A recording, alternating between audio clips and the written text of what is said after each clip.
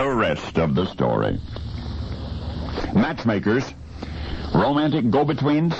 Who comes to mind? Oh, of course, Dolly Levi. They made a musical for her. Remember Hello, Dolly? Then there's Yente, another musical fiddler on the roof. Famous matchmakers. Then there's Al.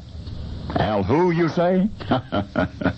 Well, Al was a matchmaker on a Coast Guard cargo ship during World War II, a romantic matchmaker, and if you don't immediately associate his name with the game, that's because you don't yet know the rest of the story. During World War II, Al's initial occupation was cook on a Coast Guard cargo ship. What you're about to hear is how Al made a mid-water transition from mashed potatoes to matchmaking. There were 250 men on Al's ship. That's 750 meals a day.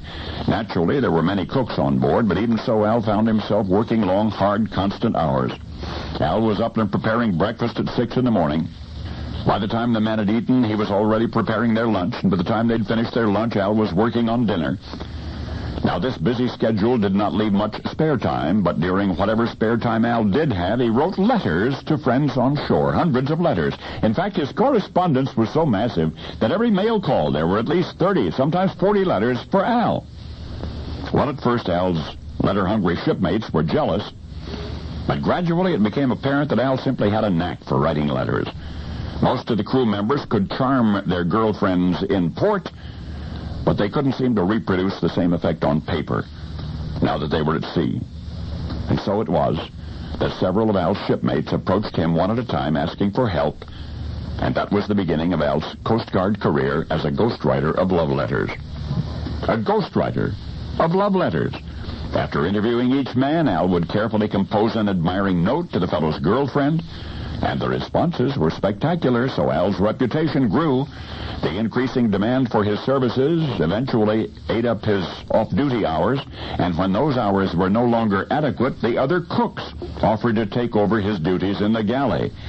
Well, Al didn't mind that at all. He discovered he'd much rather write than cook. So, Al finds himself now in the middle of the ocean, in the middle of World War II, spending nearly every waking hour writing love letters. One day the war was over. 30 years is standing between Al and his first, what you would call, important literary experience. And you will be happy to know that Al, the seafaring John Alden, eventually did indeed speak for himself. You do not remember this bespectacled gentleman as a cook or as a matchmaker, but you will remember one love letter that he wrote, because it was a love letter 688 pages long. For Al had no real interest in writing until he became intimately involved with the lives and the loves of his fellow Coast Guardsmen.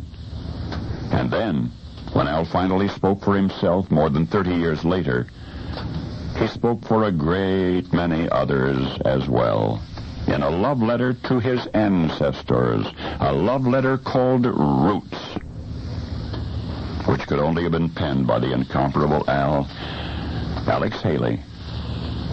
Now you know the rest of the story.